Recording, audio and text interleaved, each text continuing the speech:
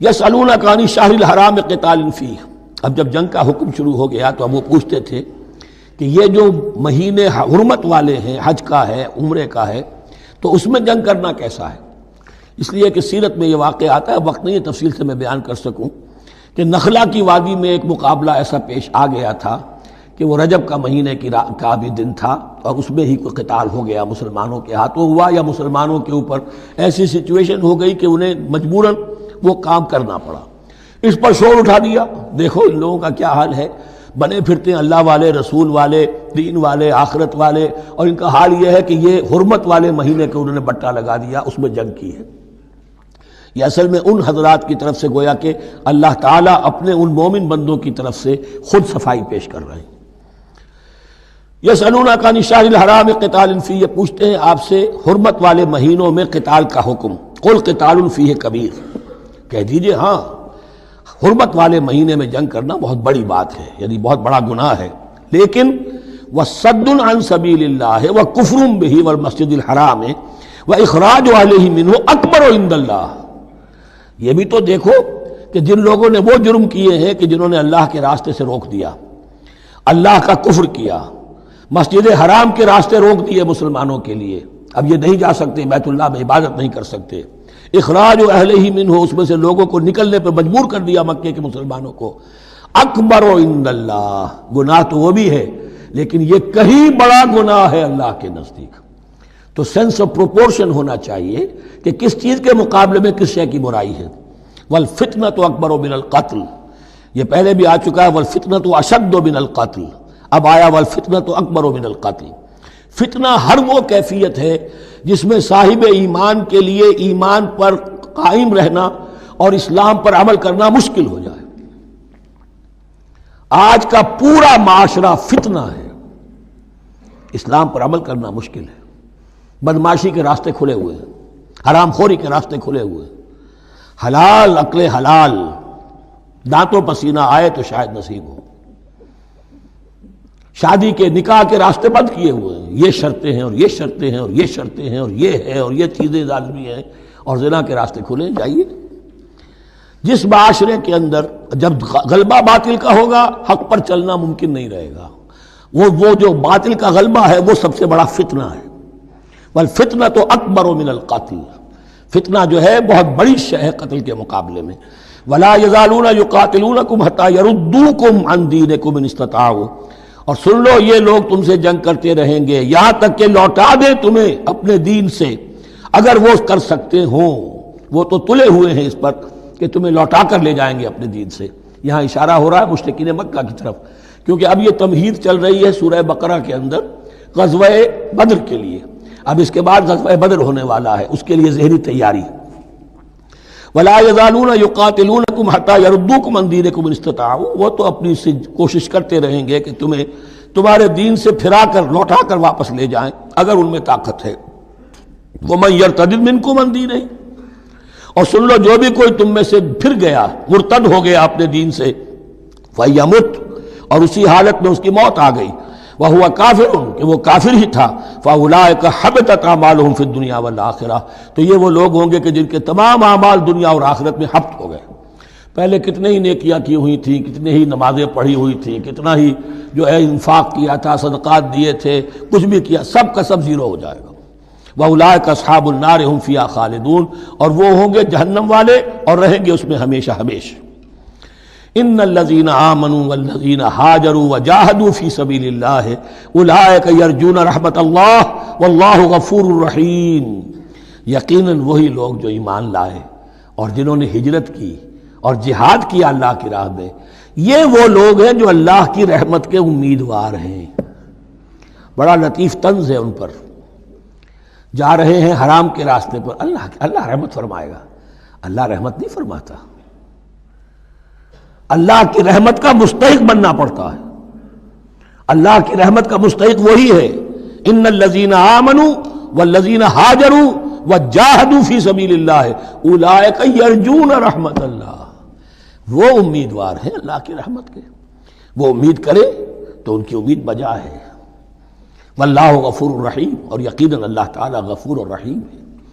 یسألونک عن الخمر والمیسر. اب دیکھیے یہاں سے شریعت کا جو بلو پرنٹ اب تیار ہونا شروع ہوا. کچھ احکام پہلے آ چکے اور کچھ احکام اب آ رہے ہیں، تو بیچ بیچ میں یہ لڑیاں جو ہیں کٹی ہوئی ہیں. یہ آپ سے پوچھ رہے ہیں نبی صلی اللہ علیہ وسلم شراب اور جوئے کے بارے میں. قل فیہما اسم کبیر، اے نبی ان سے کہہ دیجئے کہ ان دونوں کے اندر بہت بڑے گناہ کی پہلو ہے. ومنافع للناس، اور لوگوں کے لیے کچھ منفعتیں بھی ہیں. واسمہما اکبر من نفعہما، اور ان کا جو گناہ کا پہلو ہے وہ نفع کے پہلو سے بڑا ہے. بس یعنی اشارہ کر دیا کہ چھوڑ دو اس کو. اب تمہاری عقل سلیم کے حوالے معاملہ ہے، حقیقت تم پر کھول دی گئی. یہ ابتدائی حکم ہے لیکن حکم کے پیرائے میں نہیں. بس یہ ہے کہ کچھ فائدے بھی ہیں. وہ تو ہے میں سے غرض نشات ہے کچھ روسیا کو، ایک گونا بے خودی مجھے دن رات چاہیے. اور میں کدے کی راہ سے ہو کر گزر گیا ورنہ سفر حیات کا بے حد طویل تھا. یہ حکمت سمجھ لیجئے کہ جوئے میں اور میسر میں کیا چیز مشترک ہے کہ دونوں کو جمع کیا گیا. شراب میں بھی انسان حقائق سے اپنے آپ کو منقطع کرتا ہے اور محنت سے جی چراتا ہے. He doesn't want to see the facts. مواجہہ کرنے کو تیار نہیں، فیس کرنے کو تیار نہیں ہے bitter facts of life کو. تو میں ایک گونا بے خودی مجھے دن رات چاہیے. اور جوا بھی محنت کی نفی ہے. چانس، داؤ لگاؤ. ایک ہے محنت سے ایک آدمی کما رہا ہے، مشقت کر رہا ہے، کھوکھا ہے یا کوئی چھابڑی لے کے جا رہا ہے یا کچھ اور کام ریڑھی چلا رہا ہے، وہ اپنی کوئی کمائی کر رہا ہے. اور ایک یہ داؤ لگاؤ، داؤ سے کمانا، چانس پر کمانا، یہ بھی محنت کی نفی ہے. تو یہ دونوں کے اندر اصل میں علت ایک ہی ہے. یسألونک عن الخمر والمیسر قل فیہما اسم کبیر ومنافع للناس واسمہما اکبر من نفعہما ویسألونک ماذا ینفقون قل العفو. اور یہ پوچھتے ہیں کتنا خرچ کریں. انفقوا انفقوا انفقوا وانفقوا فی سبیل اللہ ولا تلقوا بایدیکم الی التہلکہ. یہ آیت پر کل پڑھ چکے ہیں. اپنے آپ کو اپنے ہاتھوں ہلاکت میں نہ ڈھونکو. کتنا خرچ کرے، کچھ ہمیں مقدار بھی بتا دی جائے. فرمایا قل العفو، جو بھی تمہاری ضرورت سے زائد ہے. اللہ یہ بھی نہیں کرتا کہ اپنی ضرورتوں کو بھی تم پیچھے ڈال دو. نہیں، ضرورتیں اپنی پوری کرو. پھر جو اب تمہارے پاس ہے، اب یہ سمجھیے کہ جو ایک کمیونسٹ فلسفی ہے اس میں بھی ایک اصطلاح سرپلس ویلیو. ایک سرپلس ویلیو یہ ہے عفو، جو تمہاری ضروریات سے زائد ہے، یہ سرپلس ویلیو ہے، یہ اللہ کی راہ میں دے دو. اس کو بچا کر رکھنا جو ہے اللہ پر آپ بے اعتمادی کا اظہار کر رہے ہیں کہ اللہ کل نہیں دے گا مجھے، میں بچا کے رکھوں. یسألونک ماذا ینفقون قل العفو. لیکن اس میں یہ ہے کہ ضرورتیں کتنی ہیں، کیا ہے، اس کا کوئی پیمانہ مقرر نہیں کیا. یہ ہے باطنی روح جس کے اندر اللہ کی محبت اور آخرت کا ایمان بڑھتا جائے گا، وہ اتنا ہی اپنی بیلٹ ٹائٹ کرے گا، اپنی ضرورتیں کم کرے گا، اپنے معیار زندگی کو پست کرے گا اور زیادہ سے زیادہ جو ہے وہ اللہ کی راہ میں دے گا. لیکن اصول یہ ہے کہ ہر شخص یہ دیکھے کہ جو میری ضرورت سے زائد ہے اسے میں ریٹین نہ کروں، اسے میں دے دوں. اس انفاق پر پورے 2 رکوع آگے آنے والے ہیں سورہ مبارکہ میں. کذالک یبین اللہ لکم الآیات لعلکم تتفکرون. اسی طرح اللہ تعالیٰ اپنی آیات تمہارے لیے واضح کر رہا ہے تاکہ تم تفکر کرو، غور کرو فی الدنیا والآخرہ. تمہارا یہ غور دنیا کے بارے میں بھی ہونا چاہیے، آخرت کے بارے میں. دنیا میں بھی اسلام رہبانیت نہیں سکھاتا، نہ کھاؤ نہ پیو، چلے کشی کرو، چلے جاؤ جنگلوں میں، نہیں. اسلام متمدن زندگی کی تعلیم دیتا ہے. گھر گھرستی ہے، شادی کرو، بیوی بچوں والے رہو، ان کے بھی حقوق کو ادا کرو، ان کا بھی پیٹ تمہیں پالنا ہے. تو تفکر فی الدنیا والآخرہ، آخرہ کے لیے.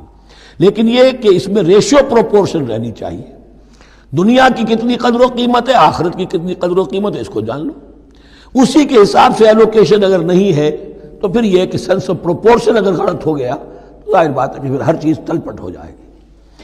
ایک دوا کے نسخے میں کوئی چیز زائد تھی، کوئی کم تھی، آپ نے جو کم تھی اسے زیادہ کر دیا، جو زائد تھی کم کر دیا، تو اب ہو سکتا ہے کہ یہ نسخہ شفا نہ رہے، نسخہ ہلاکت بن جائے.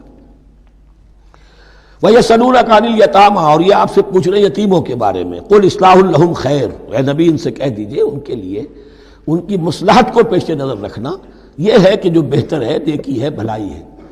اصل میں سورہ بنی اسرائیل کی آیت جو ہے وہ لوگوں کے سامنے تھی، وَلَا تَقْرَبُوا مَالَ الْيَتِيمَ إِلَّا بِالَّتِي هِيَ أَحْسَنُ. مال یتیم کے قریب تک نہ بھٹکو.